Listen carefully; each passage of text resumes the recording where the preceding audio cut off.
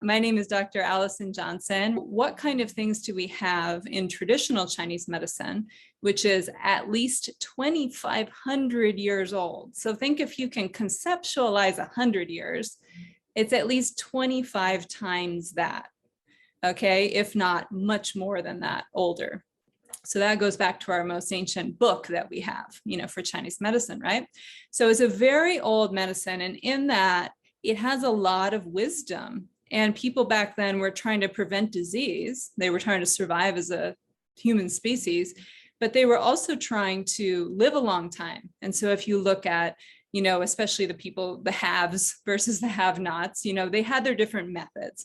So the people who were in royalty, the emperors and empresses, they had their own physician, their own Chinese medicine physician, and they would want to do things to look beautiful for longer, to stay alive for longer. And the people who were the people of the town, they also wanted those things. They wanted to have healthy children. They wanted to have healthy pregnancies. They wanted to not necessarily look good. Maybe that wasn't the biggest thing, but they wanted to live longer, and they wanted to live with vitality and happiness and health.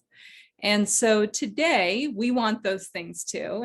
And we have researched and explored different ways that we can combine ancient Chinese medicine points of view on these things and techniques, along with modern technologies and modern ideas about diet, etc. I will talk about some different dietary things one might employ to help with our vitality and youthfulness, and also to support the skin, which is mostly what we're looking for, right? For youth and vitality. We've got to build up all the good stuff, but we've also got to be able to use that good stuff and move that good stuff where it belongs. So I'll kind of try to bridge a little bit between Chinese medicine and a more modern biomedical idea about nutrition in what I'm recommending, and the whole kind of concept of beauty from the inside out, according to diet. So basically, we could say that not every diet is for everybody. Okay, so you've got human beings out there doing all raw food, all carnivore, keto, carbs are good for you, macronutrient cycling, all kinds of different kinds of diets. So what I want to just get out of the way right away is there's no one right diet for anybody. And your individual constitution. Now, people are doing this more these days. So there's your metabolic type or your hormonal type, or these different kind of typing systems can be useful for sure. The ancient Chinese and the ancient Indians from India had their own ancient medicine typing systems for people's constitution, let's just say, okay, like your type. So different constitutions required different kind of inputs, different flavors, different kinds of food. And then that definitely would change over the season too. So a big concept with ancient medicines is that we and nature are deeply interconnected. And so this kind of mono diet idea of you eat cheeseburgers from McDonald's every single day, and then otherwise you just eat frozen fries at home and you drink Coke. There's many people that follow these kind of mono diets where they're eating the same thing over and over and over and over again. We can look at that from a nutritional point of view and say they're lacking certain nutrients and vitamins because they're only eating certain kinds of things. And in that case, those things are also very devoid of a lot of nutrients because the ingredients aren't incredibly good, they aren't incredibly fresh, and so they can lose a lot of their vitamin and nutritional content. So variety is good. So that's another kind of key concept, that human beings are meant to, our genes want us to eat a variety of foods. So what I really recommend is either you talk to somebody like myself who knows about Chinese medicine, or you talk to an Ayurvedic doctor who knows about Ayurveda. Those systems of medicine know very much about how to direct you in terms of what might be a good diet for you. And it's not based on fads, and it's not based on, opinions like that. It's based on a very solid theory of you're kind of this kind of person in your body. So they look at kind of the shape of the head, the shape of the hands, the shape of the body, the way the person presents themselves. All of these things play into kind of like, what's your type? And then, okay, then what's your current imbalance? Okay, so how can we like bridge these two together and make you more healthy and more youthful so that you yourself can live longer, be happier, be healthier, be more beautiful, if that's what you're going for too. So that kind of thing can be helpful. What's not necessarily helpful are kind of now antiquated ideas about diet that really have not actually stood the test of time. So there's still these ideas in culture that a low-fat diet and using artificial sweeteners and this kind of frankenfood, you know, like we used to be those like fat-free cookies, I don't forget the ingredient they're made with, that basically doesn't get absorbed in your body and just comes out the other end. But, you know, so-called makes the cookie taste good or whatever. So kind of all that dietary stuff that's been going on since definitely in the 80s and 90s, that kind of low-fat craze, is not holding out over time, but many people still believe it. So we've still got a lot of women who have body image issues from culture. And they are, you know, salad every day for lunch and diet soda. That also is really not in the right direction. The brain, if we want to live a long time, and we see all these brain degenerative diseases too, our brains need to stay healthy. And the brain is mostly made of fat, and the brain really needs fat. Also, a lot of our hormones need fat as a building block. Cholesterol makes the sex hormones. So if we've got these people who aren't eating enough fat, they're cognitively not going to be as present and as sharp as they would like to be. I know they want to be like that. Their sex drive may be low. They may be having irregular periods. Men may be having performance problems because they're not getting enough fat. So the macronutrients of fat, protein, and carbs can all be important. And so what I want to point to is, I think the best way is either to go to a professional who knows about Ayurveda or Chinese medicine, explore different diets yourself, try them, but be a scientist. Don't get fixated on what people think is the right diet for you or what you seem to think is the right thing. That's why I talk about the low fat craze. Is it really working? If it was, you'd be sharp mentally, you'd be able to perform athletically, be able to do whatever, you know what that feels like. But if you look back on what you kind of know to be your ancestral history, so kind of like your DNA from your different ancestors, that's often a good path to start to try and think about what kinds of things they ate and what you might be able to eat and thrive with. Okay, so my history myself is my dad is Finnish. That's a very strong half of me. And then my mom has like English and Irish. So I have found personally that potatoes don't bother me, although they may bother other people. That would be that Irish part and probably the English part, right? They were eating those kinds of things. With the Finnish part, I can definitely eat a lot of fat. The Finns were a nomadic people who survived off of reindeer and other fats from animals and hunter-gatherer kind of things. It's believed that maybe they started in Asia and went all the way up into Scandinavia at one point. So, I may have a lot of options there. Blood type's another thing to look at, and look at the blood type diet and see maybe that works for you, maybe it doesn't. But it kind of gives me a direction to go in. My boyfriend is like native Mexican, so Mexican Indian, and Spanish and Greek. So like for him, consuming alcohol, he tends to processes it super quick. And maybe some of that Spanish blood there. But he can't tolerate certain things, but he does well with corn. Like some people don't do well with corn. He does really well with corn. So think about, where your ancestors came from. If you want to get tests to see, you can do that too, or you can rely on what you generally know from your parents. But that's a key thing. We've studied the human genome, and We certainly do not know everything, but it might show you some genetic mutations you have. One of which people have very often is the MTHFR gene, and gene mutation, and that will prevent them from absorbing certain nutrients, B12 and folate, both of which are really, really important when you're pregnant, and both of which are really, really important for your brain health. So let's come back to that for our vitality. My gosh, we can't just be a beautiful, human walking around with a brain that's all mush and we can't remember anyone's names and stuff.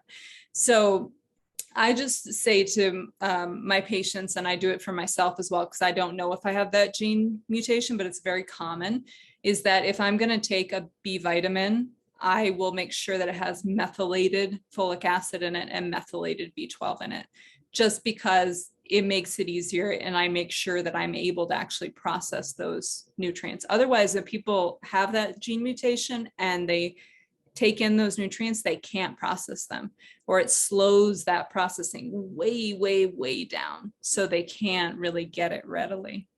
So yeah, those are some things to look for.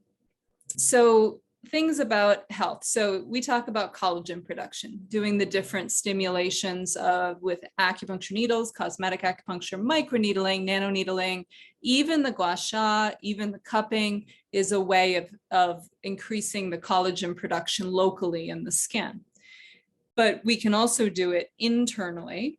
And so some very cheap supplements, well, one of them's cheap, is L-proline that you can get. It's an amino acid, a nice amino acid complex. So there's one called Perfect Aminos.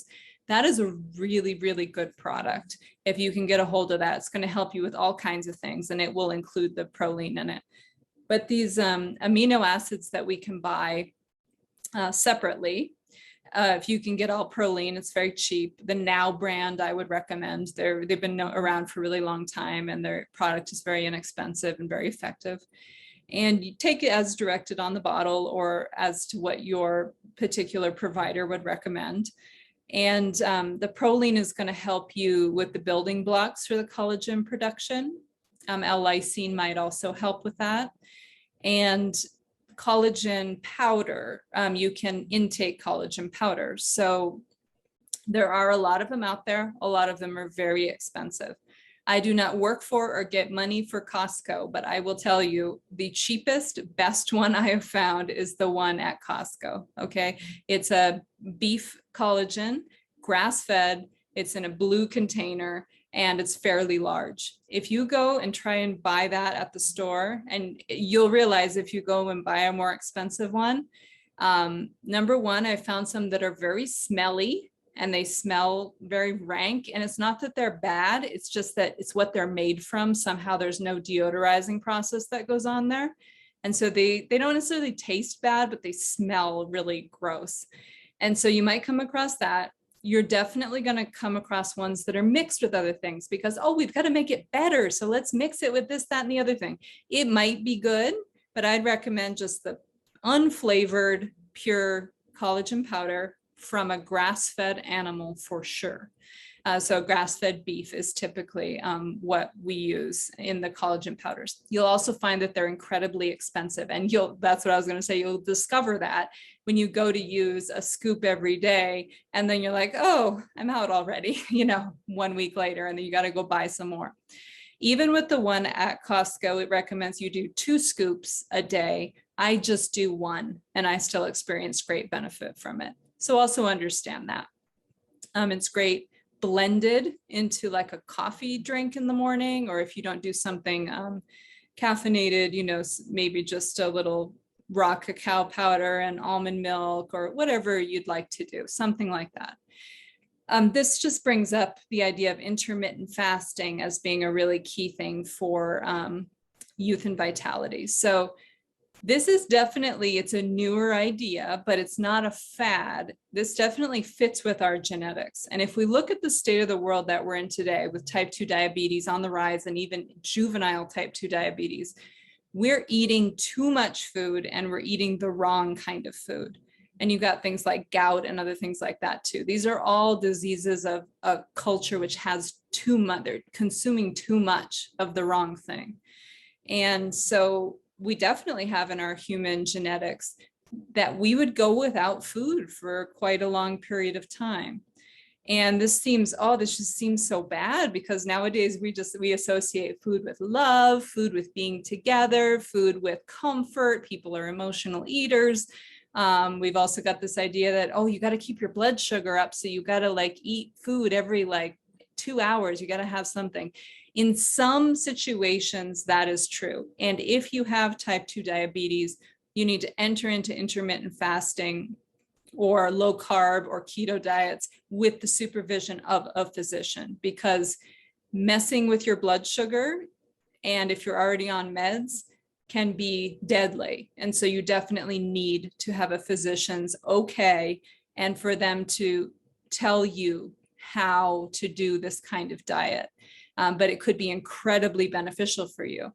So there are some populations of people who have like certain conditions where, yeah, they might need to eat a little bit every couple hours.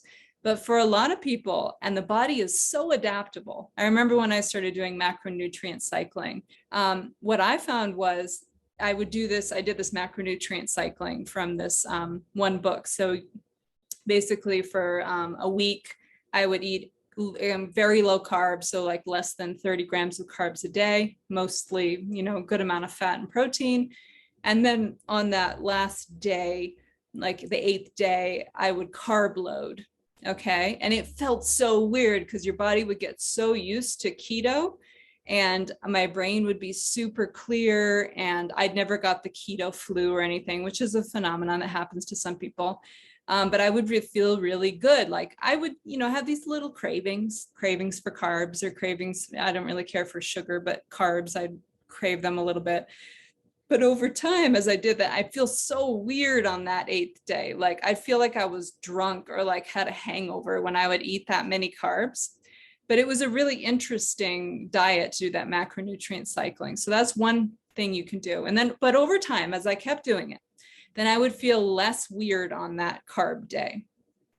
And now what I do is I basically start my morning off with coffee, heavy cream. I do like 3/4 of a cup of heavy cream, coffee, collagen powder, different medicinal mushrooms, and internal, very high quality internal essential oils, and a monk fruit extract. So that's becoming more popular these days as a sugar substitute. So I could leave it out, but I put it in there.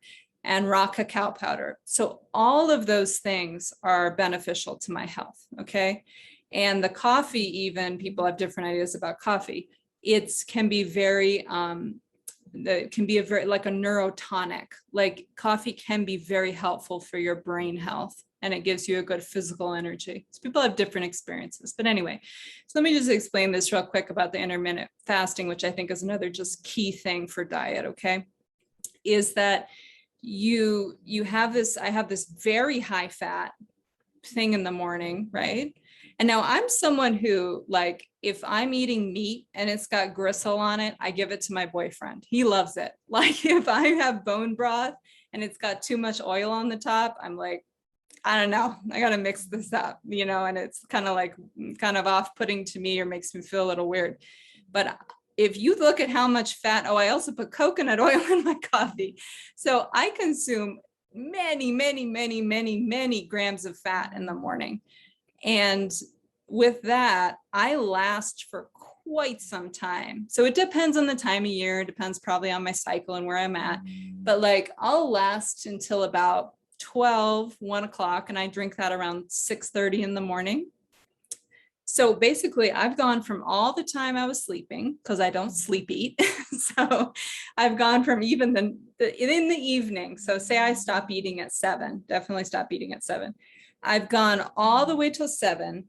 And even though I'm eating this high fat, like coffee drink I made, I do not raise my insulin at all. So the raw cacao has a little bit of carbs in it, but it's really negligible. So, you have to have heavy cream, because as the fat content in milk goes up, the carbs go down. So it basically has 0 carbs. If you've got skim milk, It has very little fat, no fat, tons of carbs, tons of sugar in skim milk. Okay. So anyway, with this thing that I do, I'm not raising my insulin. I'm not asking my body to respond to carb sugar input. So essentially, I'm continuing that fasting period. So for some people, it would just be enough to spend 12 hours without eating. You know, don't eat really late at night and just wait till the morning and then you eat something. But for me, having done this for now, I think I was thinking about it like a year and a half at least, I've lost weight. I haven't gained weight. So this whole idea that like, oh my gosh, it's eating so much fat. It's like you're not eating blueberries and turning blue. Inputting fat as a macronutrient does not mean you're going to turn fat. Okay. I'm just saying it strongly because I mean it. So I get to about 1 o'clock. And then sometimes I'll do something like I'll have some fish oil and something else, and I'll keep going even. And then I'll eat within a very narrow window. So about 4 hours, and I'll just eat whatever I want. And that usually includes carbs. And I just eat till I'm satiated. Next day comes around. And my weight, again, I've either lost some weight or I've just maintained my weight. I feel really good cognitively. I don't feel starving. I used to feel that way when I was younger. I'd be like, I need something, and I'd get all hangry, you know? But I don't feel like that. And frankly, I think that, I mean, I'm 40 years old, and I think I don't look like a lot of 40-year-olds my age. So I'm feeling pretty happy about the way I feel on that diet and the way I look on that diet, how adaptable the body is. So it may go through a period where things are uncomfortable, but then you know when it's like at peak performance. So it's like kind of like a car. You put that right octane gasoline in there and you're like, oh, this is how it's supposed to run. And so you can really feel that. Key thing about the cellular changes is basically when you go into ketosis, or you go, I mean, it's kind of equivalent to going through fasting periods. And what happens is, and when you don't raise your insulin, which is what I was talking about throughout the day by eating all that fat, which doesn't do it. And then I eat carbs at the end of the day, and it actually facilitates going to sleep and does certain things to your neurochemistry. So anyway, is that your body goes into what's called autophagy. So you might also have called it autophagy, but it's pronounced autophagy. And, you know, it's probably got some Latin roots in there. And essentially what it means is like your body's eating itself. And we go, oh no, we don't want that. But it's like your body's doing that all the time. But when we overeat constantly, which a lot of us do if we're not conscious about these kinds of dietary choices and whatnot, is we're eating too frequently, we're eating too much of the wrong thing. The body is overburdened trying to digest and extract the nutrients. I mean, it's amazing, right? You all know the person who ate fast food for their entire life, smoked 2 packs of cigarettes, and they're going on their 90th birthday. Like, the body is amazingly adaptable. And yet for someone else that would kill them. But for this person, somehow they're so adaptable. But basically we're often overdoing it. And if we look back at what our ancestors did, they would just not necessarily voluntarily, but they would go through periods of not eating, not having a lot to eat. Some populations like in Asia or in Ireland or different places went through famines. So the interesting thing is, if that's part of your genetic history, sometimes you have a little bit of a problem regulating your blood sugar. So you might have type 1 diabetes or something if like your grandmother starved, and literally starved. So we have a very different idea about what that actually means these days, okay? We're withholding like food, not to torture our bodies, but we're choosing which macronutrients to put in our bodies, and then we're choosing which times to eat. And that would often be what our ancestors would do, eat within, you know, they'd have some kind of coffee drink, maybe some herbs, different supplements that would last them through most of the day, or maybe have a couple things of bacon and some coffee in the morning, and then they'd work and work and work and work, or whatever their cultural substitute for that was. And then in the evening, they'd come together with other people and they'd eat, and then they go to bed. So they have like 1 meal a day, 2 meals a day. That's generally what I have, if not 1 meal a day. And the body, when you don't overburden it, it can go through that autophagy. And what it's with that self-eating, what it's doing is it's going and it's able to actually find all that stuff that it couldn't find and work through when you were overburdening it with food and too much food essentially, and too much digestion. That is its priority. Because if it doesn't digest things, they ferment in you and they cause all kinds of problems, okay? So things have to go through the GI tract once you put them in there. That's the body's priority. But if you don't have that and you're withholding some food, the body's actually able to use that process that it does to break things down. And it can go in and get a bunch of crap. There can be pathogens in there. Also, when you go for those extended fasts, you're essentially kind of wiping out a good deal of the microbiome of your large intestine, depending on what kind of fast you do. And so that can also be a great reset, because then the guys and gals that are in there, your little microbial friends that live in your gut, are ones that are not surviving on carbs, right? And that tends to be Candida albicans and some other ones that mostly cause us trouble than help us. So sometimes you can starve them out through that process of not eating as much carbs, but sometimes that water fasting particularly can kind of wipe out a lot of the bacteria and viruses and other things we've got swimming around in our system. And the body knows how to go and eat that stuff up. So that is a real key in vitality. That's why we've spent so much time on it.